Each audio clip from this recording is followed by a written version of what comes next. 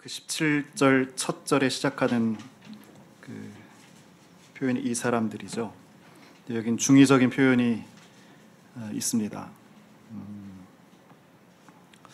신앙의 매너리즘에 빠져 있는 내 자신, 또 지금 대한민국에서 벌어지고 있는 큰 어려움을 자초한 그런 분들도 될 수 있겠고, 그리고 사실 성경에서 그 문자적으로 역사적으로 직격하고 있는 대상은 땅에 붙어버린, 세상에 붙어버린 그 영적 지도자를 말하기도 합니다. 아무튼 오늘 여느 주일처럼 주님의 은혜와 평강이 우리 가운데 있겠지만, 특별히 더 우리 교회를 넘어서 우리 대한민국의 모든 백성들 가운데 주님의 은혜와 평화가 있었으면 하는 그런 아침입니다. 우리 자기의 때를 알고 사는 게 지혜예요. 자기의 때를 알고 사는 것이 지혜입니다. 활짝 핀 꽃이 아름답지만 꽃잎을 다 떨구고 남은 그 꽃대만도 아름다워요. 왜냐하면 그 꽃대에는 애잔함이라는 그 아름다움이 있기 때문에 그렇습니다. 여러분, 쓰러지는 것은요, 결코 추하지 않습니다. 이것은 생명세계의 자연스러움이기 때문에 그렇습니다. 사람들은, 나를 포함한 모든 사람들은 어떠한 열정에 이끌려서 살아갑니다. 그럼 나는 어떤 열정에 이끌려서 오늘 이 자리에 있는지 한번 생각해 봤으면 좋겠고, 그리고 나는 어떤 지향을 분명히 하고 있는지 그것을 한번 또 하나님 앞에서 생각해 봤으면 좋겠습니다. 근데 대개의 사람들은 무엇을 먹을까, 입을까, 마실까 염려합니다만, 정작 중요한 본질적인 것은 놓치며 살아가고 있는 것은 아닌가, 그런 생각이 듭니다. 우리에게 무언가를 간절하게 바라는 그런 마음이 있죠. 그게 우리를 이끌어가는 어떤 활력입니다. 목표를, 닿아야 할 어떤 그 도달할 목표를 분명히 정한 사람은 이런 불편함, 어려움을 감수합니다. 그리고 그 목표를 향해 가죠. 그러니까 하나를 선택한다는 것은 무엇이 함께 있는 건가요? 다른 많은 가능성을 내려놓는단 말이에요. 우리가 예수 그리스도를 믿는다 하는 것은 여러 다른 것에 대해서 내 마음을 놓는다는 거예요. 경기에 그 출정한 그 선수가 가만히 한번 보세요. 1등을 하건 메달을 따건 또 그렇지 못하건 좀 좋아 보입니다. 어느 순간부터 그 땀을 흘리면서 이긴 이든지 진 사람이든지 다 좋아 보이더라고요. 이유는 이 사람들은 자기의 체력, 자기의 정신력을 극한까지 밀고 간 용기가 있는 사람이기 때문에 그렇습니다. 용기가 뭐예요? 그들에게 불안함이 있습니다. 불가능한 것을 다해야 할까? 이룰 수 있을까라는 이 불안함과 불가능함을 안고서 그 목적을 향해서 달려가는 거예요. 이게 용기예요. 근데 운동 경기에 참여한 선수들은 그 일을 지금 하는 거죠. 그러니까 여기엔 어떤 마음이 함께 있는 거예요? 얻으려 노력하지만 얻을 수 없다는 사실도 받아들이는 거예요.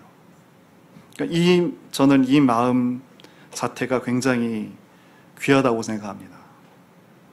그러니까 이런 마음을 갖고 있기 때문에 이긴 사람의 손을 잡아서 들어줄 수 있는 거죠.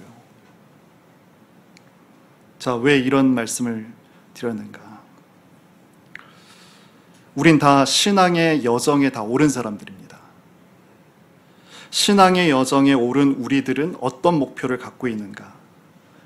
이것이 아주 중요한 질문이고 대답일 겁니다. 마음의 평안을, 육체의 건강을, 물질적 풍요를, 만약에 이것이 신앙의 여정에 오른 우리들의 생애 목표라면 한번 잘 생각해 보세요. 신앙 아니어도 이런 목표에 접근할 수 있는 다른 길들은 굉장히 많아요. 오늘 베드로후서가 제시하는 신자의 목표가 있습니다. 여러분 한번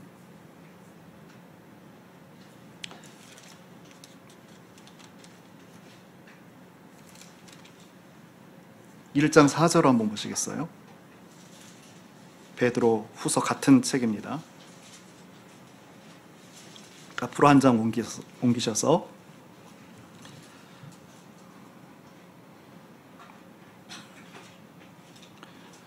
자, 보시면 제가 읽겠습니다. 그 보배롭고 지극히 큰 약속을 우리에게 주사 이 약속으로 말미암아 너희가 정욕 때문에 세상에 썩어질 것을 피하여 신성한 성품에 참여하는 자가 되게 하셨다.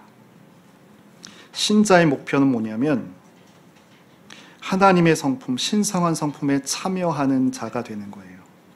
그 반대는 바로 위에 표현되어 있죠. 정욕 때문에 세상에서 썩어질 것을 구하는 사람, 정욕으로 부패하는 사람, 이것이 반대되는 거예요. 우리가 2장을 읽었는데 여기 한번 3, 4절부터 제가 한번 쭉 3절부터 한번 쭉 한번 잠깐 읽어보겠습니다. 그의 신기한 능력으로 생명과 경건에 속한 모든 것을 우리에게 주셨으니 이것이 우리에게 허락된 거예요. 이것은 생명과 경건에 모든 것을 우리에게 주셨어요. 하나님의 신기한 능력으로. 믿음 안에 있는 우리의 모습이죠. 이것은 자기의 영광과 덕으로서 우리를 부르신 이를 알므로 말미암음이라. 이것은 당신의 영광과 덕, 여기 덕이 굿이 쓰더라고. 처음으로 우리를 부르신 이를 우리가 아는 것, 믿음으로 허락되는 거예요. 그래서 그 보배롭고 지극히 큰 약속을 우리에게 이 위의 내용을 주셔서 이 약속, 우리에게 이것을 허락하신다는 거거든요. 그런데 그러지 못했던 우리의 이전의 모습은 정욕 때문에 세상에서 썩어지는 그런 삶을 사는 거예요. 그랬던 우리가 신성한 성품, 하나님의 성품에 참여하는 자가 되게 하려 하셨다는 거죠. 그래서 우리가 볼 것은 이 하나님의 신성한 성품에 참여한 자가 될 것은 뭐냐면 너희가 더욱 힘써 믿음에 머무는 것이 아니라 믿음의 덕의 지식을, 지식의 절제를, 절제의 인내를, 인내의 경건을, 경건의 형제 우애를, 형제 우애의 사랑을 더하라. 이런 것이 너희에게 있어서 흡족하면 너희로 우리 예수 그리스도를 알기에 게으르지 않고 열매 없는 자가 되지 않게 하겠다. 이것에 우리가 힘쓰게 되면 신앙에는 매너리즘이 없는 것이거든요. 내가 매너리즘을 느낀다면 내가 과연 이 부분에 지금 더욱 힘쓰고 있는지를 살펴야겠죠. 더욱 힘쓰게 되면 이렇다. 이런 것이 없는 자는 맹인이라. 근데 이런 것이 없으면 소위 내가 신앙의 매너리즘을 지금 겪고 있다면 나는 지금 맹인에 불과한 거예요. 멀리 보지 못하고 그의 옛죄가 깨끗하게 된 것을 잊었고 내가 어떤 자리에서 지금 이 자리에 있는 것을 잊었고 보지 않고 있고 보지 못하고 있고 그러므로 형제들아 더욱 힘써 너희 부르심과 택하심을 굳게 하라. 너희가 이것을 행하면 언제든지 실족하지 않는다. 어느 때이든지. 이같이 하면 우리 곧 주 예수 그리스도의 영원한 나라에 들어감까지 천국에 입성한 것까지 넉넉하게 깔딱깔딱 간신히 천국에 들어간 그런 존재가 아니고 이것을 우리에게 주신다는 말씀. 신자의 목표는 뭐라고요? 이 신성한 성품에 참여하는 거예요. 하나님의 성품에 참여하는 사람입니다. 근데 우리는 육체적인 욕망에 굴복하는 일이 습관이 되어서요. 그렇게 살아갑니다. 하나님의 형상을 잃어버린 인생처럼 슬픈 게 있을까요? 그래서 여기 5절에 아까도 강조했지만 5절 보시 1장 5절 너희가 더욱 힘써 다른 한글 성경에 보니까 이것을 열성이라고 하더라고요. 열성. 우리 교회 분들은 성자, 이 정성성, 영어 표현도 신시어 이제 아마 귀에 익으신 분도 있을 거예요. 쏟아내는 거잖아요. 말씀 언변에 이룰성이 있는 게 정성성이에요. 말씀을 이뤄내는 게 정성인데 거기에 열이 있는 거예요. 열이 덥다, 열라면 할 때 그 열 안에 있어요. 그 정성에 더 쏟아내는 것이 열성이에요. 더욱 힘써. 그 내용이 지금 5절, 6절, 7절입니다. 믿음은 기본이에요. 우리가 이것은 알아요. 근데 이것만으로는 부족하다는 거예요. 믿음에는 덕을 더해야 되고, 덕에는 지식을 더해야 되고, 지식에는 절제를 더해야 되고, 절제는 인내를 더해야 되고, 인내에는 경건을 더해야 하고, 경건에는 성도의 우애를 더해야 되고, 이 성도의 우애는 사랑, 이것은 아가페의 사랑이겠죠. 이걸 뒤집어서 좀 설명을 해보면 우리가 조금 더 기억하는 데 도움이 될 것 같습니다. 목사님 내용 화면을 좀 보시면, 그냥 말로 하면 잘 기억이 안 될 것 같아서 거꾸로 짚어보겠습니다. 이 덕이 아까 굿이 좋은 것이라고 그랬잖아요. 나에게 덕스럽지 못한 믿음은 어떨까요? 믿음은 있는데 덕스러움이 없어요. 그럼 교만하잖아요. 우리 그런 적 있었잖아요. 바른 이해, 지식에 근거하지 않는 덕은 뭐예요? 우리 대통령 굉장히 좋은 사람이란 호인이란 얘기 들었었는데 바른 지식이 없으니 어떻게 돼요? 마음대로 하잖아요. 방종하게 되잖아요. 신앙도 그와 같습니다. 삼가는 태도, 절제입니다. 절제. 지식은 있는데 절제를 알지 못해요. 그럼 거만하다는 거죠. 목이 곧은 걸 말하잖아요. 나는 아는데 저것도 몰라? 인내가 없는 절제는 어떨까요? 절제는 해요. 근데 인내라는 것을 알지 못해요. 그럼 어떻게 될까요? 조급하겠죠. 근데 이렇게 기다렸는데 왜 안 돼? 원망하겠죠. 그리고 인내는 있는데 경건함이 없어. 인내한 권태가 뭐예요? 아무것도 하기 싫은 그런 마음입니다. 모습입니다. 참기만 하니까 경건함이 없을 때 우리가 자주 나타나고 있는 것들 아니겠어요? 권태와 짜증. 성도 간의 우애가 없는 경건은 어떨까요? 굉장히 경건한데 혼자만 남게 되겠죠. 근데 사랑, 이것은 아가페의 사랑입니다. 아가페의 사랑이 뭐예요, 여러분? 많이 들어서 여러분 다 기억하시겠지만 하나님에게서 근원되는 사랑이 아가페의 사랑이잖아요. 에로스와 필로의 사랑과 달리 하나님으로부터 시작된 사랑인데 여기 뭐죠? 이게 뭐죠? 우리 인간에 대한 하나님의 사랑이고 인간에 대한 하나님의 희생, 이것이 아가페의 사랑이에요. 이것이 없는 아가페의 사랑이 없는 성도 간에 셀에서 친하고 선교에서 친하고 부서별로 친해요. 여행도 가고 맛있는 것도 먹고 다니는데 거기에 하나님의 사랑이 없어. 그럼 결국에는 불화가 있을 수 있습니다. 자, 어떠세요? 이 꺼주셔도 됩니다. 우리는 여기 있는 우리들은 다 일상의 무게에 이렇게 지고 살아요. 그러니까 우리 입장에서 이런 목표들이 이거 해야 되겠다 분명한 생각은 동의도 되는데 어렵지 않은가? 그런 생각도 듭니다. 그럼 꼭 그렇게 생각할 필요는 없습니다. 일단 아직 우리 전부가 다 이 목표에 도달하지 못했다는 거고 거기에서 좀 위안을 좀 삼고요. 그리고 한 가지는 이 8가지 성품을 다 알면 굉장히 큰 유익이 있을 겁니다. 우리의 신앙. 그리고 여러분 새해를 또 올 한 해를 마감하면서 새해를 또 우리가 기대할 때 이것을 한 25년의 나의 신앙의 목표로 삼는다면 굉장히 가치가 있고 의미가 있는 내용인 거예요.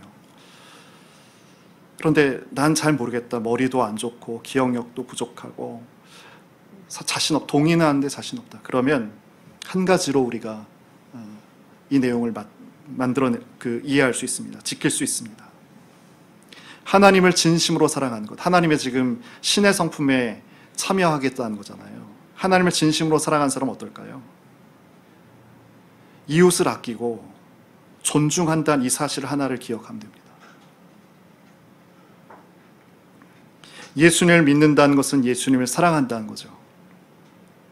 예수님을 사랑한다는 것은 그 예수님께서 좋아하시는 일을 나 또한 좋아한단 말입니다. 그럼 예수님께서 이 땅에 계셨을 때 어떻게 하셨어요? 만나는 모든 우리와 같은 못나고 추하고 죄 많은 우리들을 하나님께서 만나게 해주신, 보내주신 뜻으로 그렇게 반기셨어요. 그리고는 이 땅의 아픔을 다 당신 품으로 다 품어서 그것을 풀어내 주려 하셨습니다. 당시에 교회가 있었죠. 유대교죠. 그러나 세상과 권위에 다 기울어져 있는 그런 형태였습니다. 그래서 이런 유대교가 성도들을 세워주고 힘을 주고 생명으로 닿게 인도하여야 함에도 오히려 부정하다라고 규정해버려지잖아요. 근데 부정하다, 규정한 이들을 예수님께서 손을 얹으셔서 그들의 더러움을 씻어주셨고, 또 종교적인 계급을 통해서 사회의 가장자리로 내몰렸잖아요. 사마리아 지역 사람들이 그랬죠. 이들은 친히 예수님께서 방문하셔서 친구가 되어주셨습니다. 우리 그리스도인들은 이런 삶으로 초대받은 사람이에요. 물론 우리가 매일 매분 매초 이런 분들을 다 찾아가서 만날 수는 없을 겁니다만, 그러나 어떤 계기로 인해서 우리에게 다가오는 이런 분들, 그런 분들을 정성스럽게 대할 수 있어야 합니다. 이런 믿음의 진실함은 가만히 생각해 보니까 그렇더라고요. 교리를 익히고 배우는 것 좀 굉장히 소중하게 생각합니다. 그리고 의례에 이렇게 참여하는 것, 예배에 참여하고 성찬에 참여하는 것 굉장히 중요한 일입니다. 근데 믿음의 진실함은 그것이 드러나는 방식은 삶을 정성스럽게 사는 데서 드러난다는 거예요. 그런데 세상은, 우리가 사는 세상 어때요? 믿음마저도 특권으로 바꾸어 내려는 그런 흐름들이 있습니다.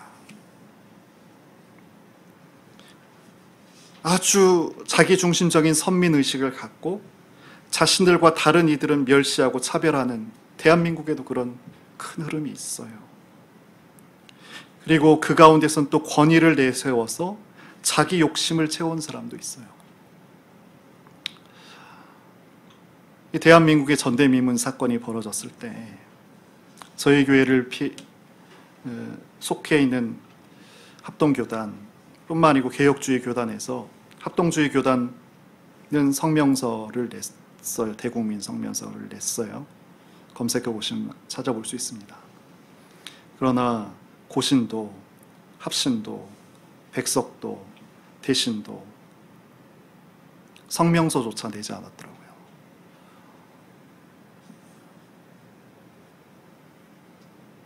순복음교단, 대중적이고 어깨에 힘 좀 내고 하는 교단에서는 지교회를 말하는 게 아니고요, 교회들을 다 포괄하고 있는 그런 교단. 그러나 작은 교단, 기장, 성공회, 감리교 이런 데서는 성명을 냈습니다.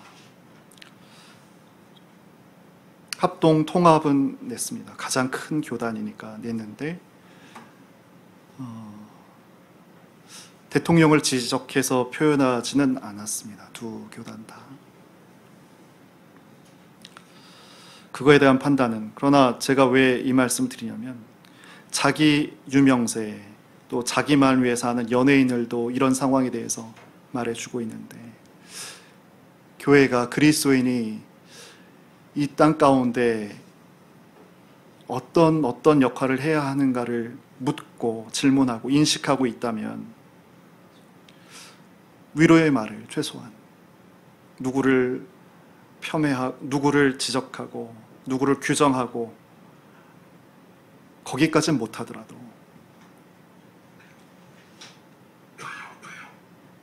교회가 편이 되어 드리겠습니다. 아픈 마음을 위로해 드리겠습니다. 하나님께서 우리의 슬픔과 아픔을, 놀람을 살펴주실 겁니다. 그런 말씀은 전할 수 있어야 하거든요. 우리가 어떤 이익에 대해서 우리 마음이 담백해지지 않으면 우리 영혼이 성장할 여지는 없어요. 저도 내년에 연합을 합니다. 연합을 기대하고 그것이 하나님께서 어떻게 하실지 모르겠어요. 그냥 어떤 활동만을 할지 그 이상을 인도할지. 저에게 하나님께서 제가 이제 그런 기도, 그게 어려웠어요. 우리 교회가 경제가 어려운데 그 교회도 유명인은 있지만 경제가 어렵다는 얘기를 들었는데 만약 이것을 합하면 가능할까? 우리 실력으로? 돈이 많고 적다가 아니고 우리의 정서가 또 가르자고 하지 않을까? 헌금을 했지만 자양동 측, 서울교대 측 이렇게 나누자고 하지 않을까?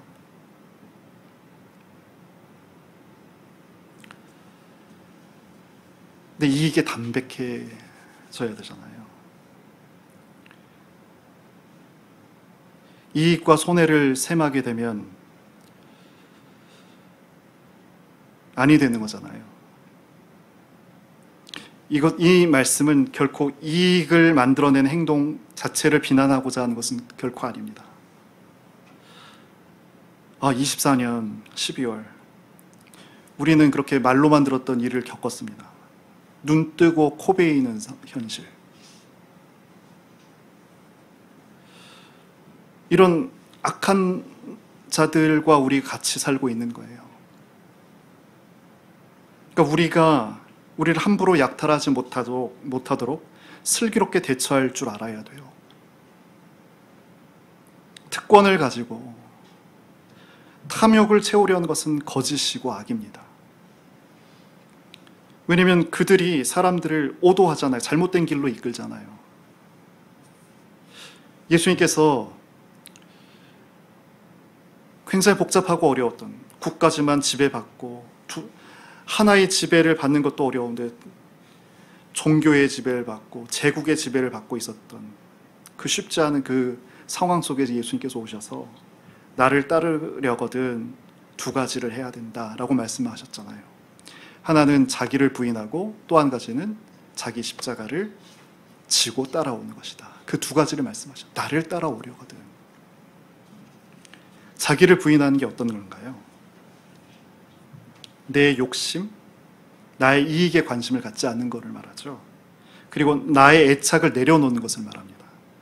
근데 궁극적으로는 어디까지? 어디로? 예수님에 의해서 이끌린 삶의 과정을 걷는 자잖아요. 그리스도인은. 그러면 내가 옳다 하는 것은 다 부인하면서 어떻게? 예수님에 이끌린 그 손으로 인도받는 것, 이것이 자기 부정입니다. 그럼 자기 십자가를 진다는 건 뭔가요? 이런 십자가는 고르는 건가요? 주어진 건가요? 가만히 생각해 보세요. 십자가는 내가 선택하는 건가요? 아니면 십자가가 나에게 주어진 건가요? 주어지는 겁니다. 고르는 게 아닙니다. 그 주어진 십자가를 내가 잘 지고 잘 견디는 거예요. 이것이 예수님을 쫓는 그 방법이고 방식입니다. 예수님께서 십자가에 죽으셨어요. 그리고 부활하셨습니다. 그때 예수님께서 죽으시는 것을 보고 제자들의 일부가 디베랴 바다 호숫가에 모여서 물고기를 잡으면서 숨어서 떨면서 그렇게 지냈어요. 그들을 부활하신 예수님께서 찾아오셨습니다. 베드로를 위시해서 그 호숫가에서 밤새도록 물고기를 잡았는데 변변치 않았어요. 잡은 게 없어요. 거의 없어요. 그런데 저 무태에 어떤 한 사람이 보이는데 요한이 주님이시다. 그 얘기를 듣자마자 베드로가 옷을 벗고 물로 뛰어듭니다. 너무 반가워서. 여러 말씀 끝에 예수님께서 베드로에게, 오늘 베드로 우리 후서를 읽고 있죠. 그 베드로예요. 베드로에게 내 어린 양을 먹이라, 그 말씀을 주셨어요. 이제 베드로의 눈에 그걸 강조해서 깨달음을 주시면서 그걸 깨치고 마음에 간직했거든요, 베드로가. 근데 그 베드로가 눈에 무엇이 제일 먼저 보였는지 아세요?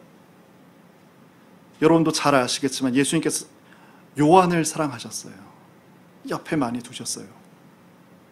예수님 옆에 있는 요한이 보였어요. 그래서 하는 질문이,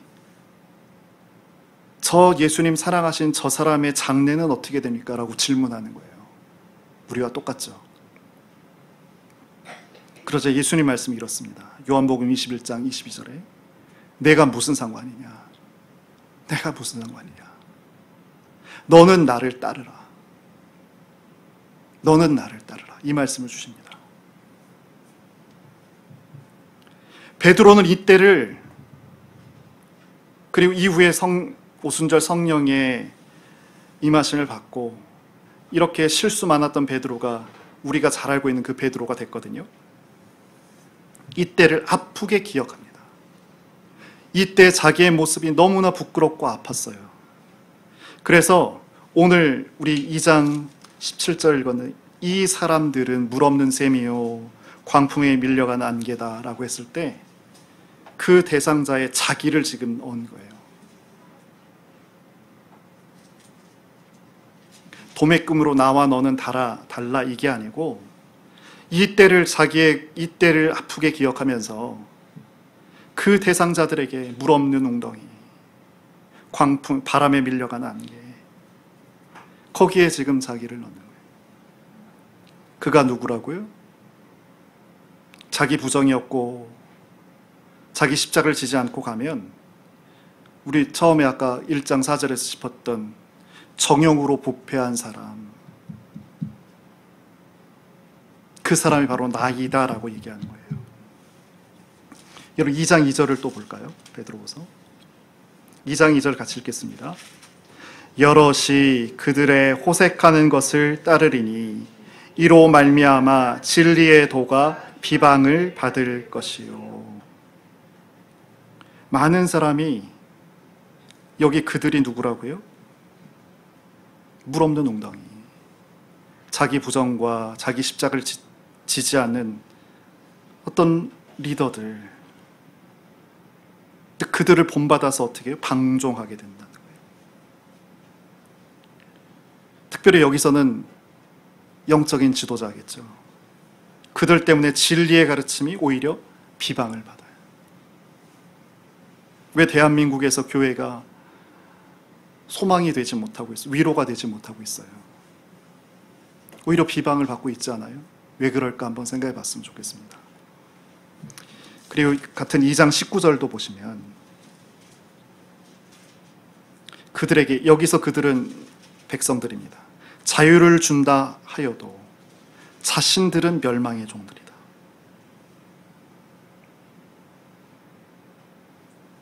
백성들에게, 너희들에게 유익이 될 거고 이 민족의 미래를 위한 일이라고 하지만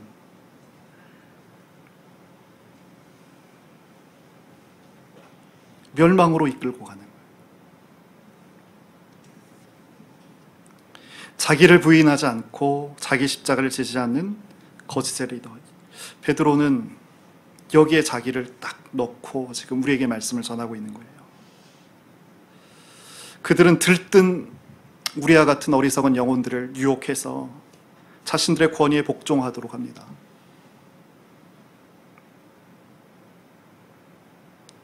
여러분, 물이 솟아오르지 않은 샘을 생각해 보세요. 아무것도 아니잖아요. 이 물은, 이제 이 고인물은 곧 썩게 됩니다. 그리고 온갖 더러움이 여기 다 쌓이게 됩니다. 이것도 심각한데 베드로가 말씀하고자 하는 것은 우리예요. 우리 영혼이에요. 우리 인간의 영혼이 하나님과 연결되어 있지 않으면, 하나님으로부터 공급받지 못하고 있으면 우리 영혼이 이와 같다는 거예요. 썩게 되고 온갖 더러움이 그 속에 쌓일 수밖에 없다는 거예요. 근데 그러고 있는데, 그래서 스스로 깜깜한 어둠 속에 있는데 사람들을 인도하겠다고 하고 있는 거예요.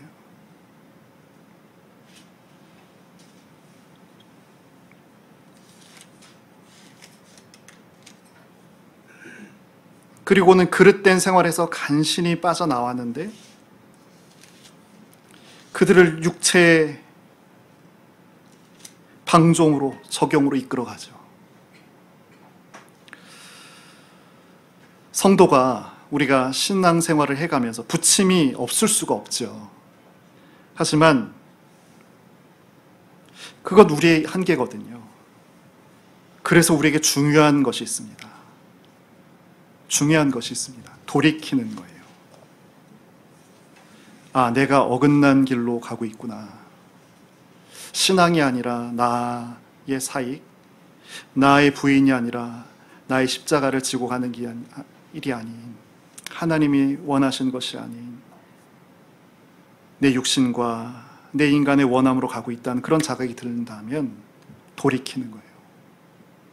우리 공동체가 만약에 그렇게 흘러간다면 공동체가 함께 합심하고 금식하고 기도하는 거예요. 이 민족이 잘못 가고 있다면 같이 하나님 앞에 엎드려서 하나님의 그 공의하심을 기도하며 구하는 거예요. 그래서 다시 목표를 향해 걸어가면 됩니다. 그런데 대개는 어떻게 할까요? 그 걸어왔던 것이 아까워서 돌아가지를 못하는 거예요. 그리고 하는 일이 자기 행동을 정당화하죠. 전 국방부 장관의 그 말과 태도를 보면서 이런 모습을 좀 느꼈습니다. 여러분도 저도 똑같이 신문 보고 방송 보면서 안 사실인데 참 좀 너무 많이 놀라셨잖아요. 일찍 잠을 주무신 분은 그 수요일 날 아침에 놀라셨을 거고, 저 같은 경우는 자려고 누웠는데 대통령의 담화문을 보고 그 이후부터 전개된 것에 꼬박 밤을 샜는데, 그때요, 이천에서 헬기가 떠갖고 한강으로 이렇게 올라와서 용산에 그리고 여의도에 이렇게 오잖아요. 그렇게 왔단 말이에요. 근데 거기 용산을 지나쳐서 여의도에 이르게 되는데, 그 용산은 우리나라 최고의 그 사람들 또 중요 인물들, 시설들이 다 있는 곳 아니겠어요? 그러니까 이 방공은 공군에서 지킨단 말이에요. 공군에서. 공군하고는 얘기가 안 됐어요. 그래서 공군에서 너희 뭐냐라고 하면서 설왕설래하면서 여기서 48분을 지체했다는 거잖아요. 선거관리위원회는 윤석열 대통령이 딱 말하자마자 딱 이미 도착했단 말이에요. 그럼 이미 국회도 그 시점에 도착하려고 했는데 이 48분을 잊어버렸기 때문에, 만약에 그 48분 그걸 놓치지 않고 왔다면 오늘 우리는 이미 계엄하에 있었겠죠.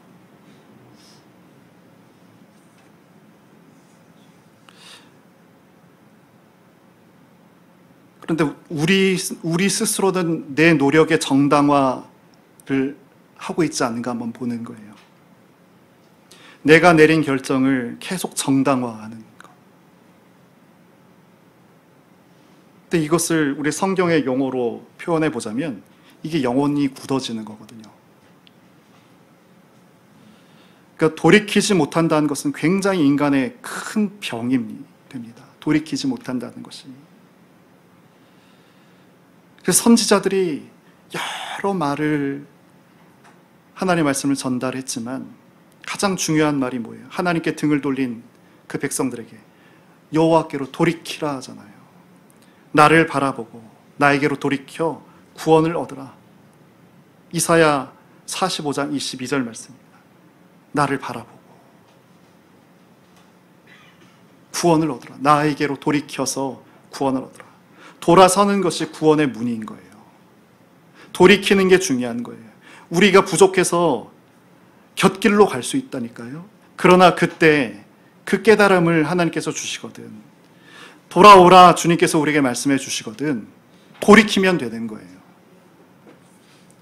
우리가 처음 하나님의 은총의 빛을 다 받았습니다. 여기 있는 분들은 저를 포함해서 다 그 은혜의 빛을 맛봤습니다. 그래서 세상이 주지 못한 그 기쁨과 행복을 느낀 사람들입니다. 여러분, 하나님의 은혜가 우리 가운데 이렇게 빛이 깃들게 되면 아름다운 삶의 가능성이 우리 가운데 나타나잖아요. 근데 문제가 이것이 지속이 되지 않는다는 거예요. 아름다운 기억이 사라져가고 권태와 무거운 일상이 남고 보니까 또 힘든 일이 기다리고 있고 관계의 어려움이 여전히 있고 그리고 괴롭히던 그 문제는 해결될 기미 마저 보이지 않고 오래 기다렸는데 오지 않고 그때 어떻게 돼요? 과거 우리가 있었던 그 옛 삶이 우리 옷자락을 이렇게 끌어당긴 거죠. 이럴 때 우린 신앙의 매너리즘에 빠지게 됩니다.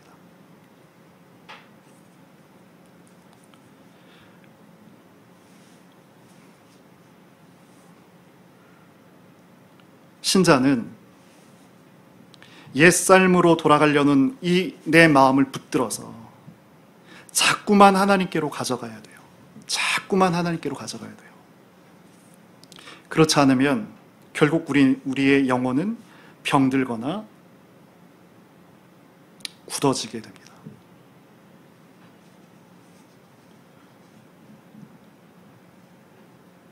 그리고 20절 말씀, 21절 말씀이 얼마나 어려워요. 더러움에서 벗어났는데 다시 말려들어서 그 옛 죄의 유혹에 굴복하게 되면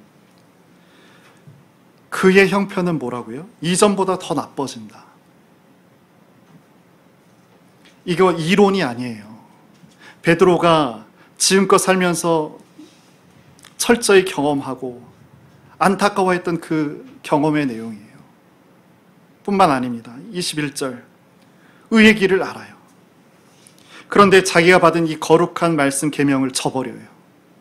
아는데 저버려. 그러면 뭐라고요? 도리어 차라리 그 길을 알지 못하는 편이 나았겠다.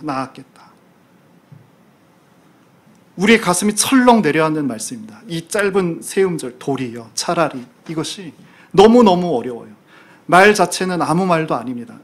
저리 하는 것보다 이리 하는 게 더 낫다. 이게 도리어 차라리인데 근데 이 말 깊이 깊은 회한과 아픔이 있는 말이에요.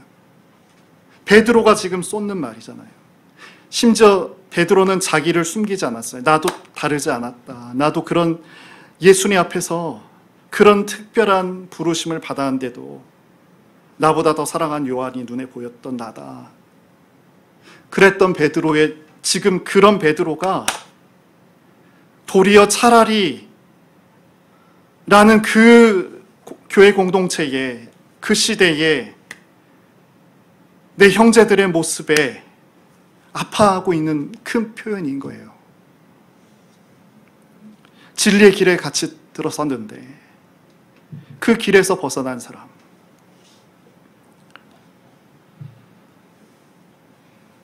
22절 보시죠. 이 잠언에 있는 말을 인용합니다. 베드로가 개가 그 토하였던 것에 돌아가고 토한 것 다시 먹는다는 거죠. 돼지가 씻었다가 더러운 것에 구덩이에 덜어놓는다. 다 씻었는데 그 뻘과 진창을 다 떨어냈는데 다시 또 뒹구는 거예요.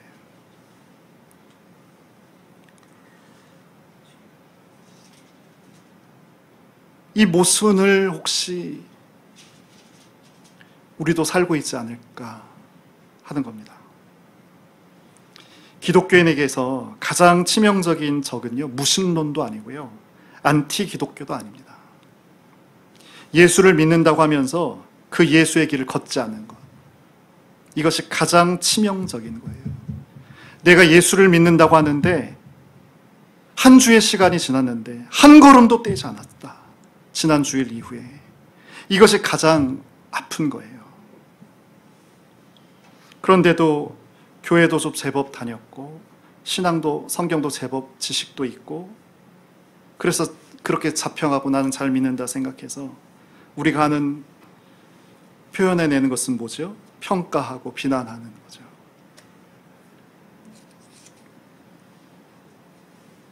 우리가 처음 이제 말씀을 좀 정리하려고 합니다.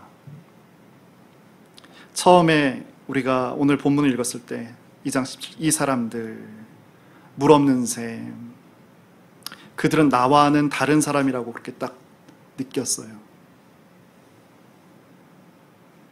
이 사람이 어떤 사람이었다고 했죠? 신앙의 여정에 올라서서 하나님의 거룩한 성품 8가지거든요. 한번 세어보시면 8가지입니다. 이 8가지 성품에 참여하지 않고 그리고 삶을 열성을 쏟아내지 않고 자기 부인을 하지 않고 요한을 시샘하는 베드로처럼 이렇게 살게 되면 우리가 바로 물 없는 셈이 되고 거짓의 사람이 되는 거예요. 그렇게 우리의 영혼은 굳어지는 것이고 매너리즘에 젖어버리게 됩니다. 그리스도인은 예수님의 길을 걷는 사람입니다. 우리 마음을 자꾸만 하나님께로 가져가야 하는 이가 바로 우리들입니다. 그렇지 않으면 이 차라리 도리어 그 표현에 걸맞는 사람 우리가 될 수 있습니다. 내가 될 수 있습니다. 여러분 3장 13절 볼까요?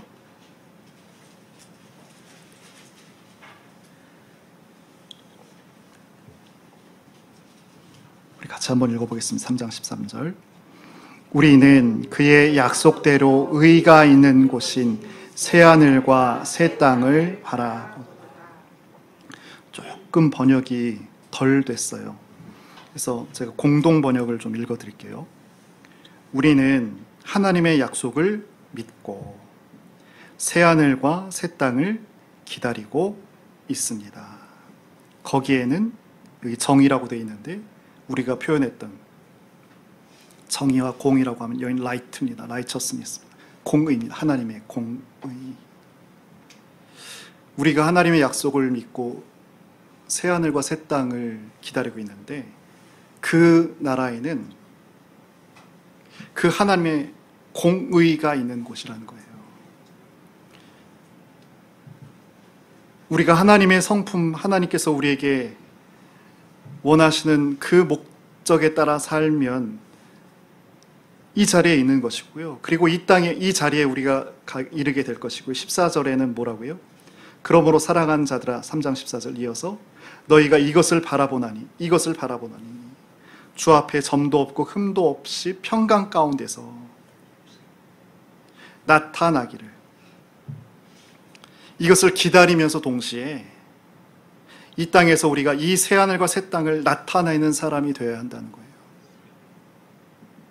이것이 우리의 역할이고 우리의 권리이자 동시에 의무가 되는 거죠. 지금 대한민국의 아픈, 어려운, 한번 새벽에 제가 표현했지만 전 스스로 그렇게 하나님 그렇게 해주실 거죠 라면서 기도했습니다. 우리가 70년대 80년대 굉장히 어려운 벅찬 독재의 시절 또 암울한 시절을 보냈잖아요. 근데 그리고 나서 90년도에 정말 꽃이 피듯이 대한민국이 자랐습니다. 문화도 얼마나 단순한 문화였습니까? 우리가 그냥 하루 잘 먹고 하루 무사히 잘 지내면 됐었단 말이에요.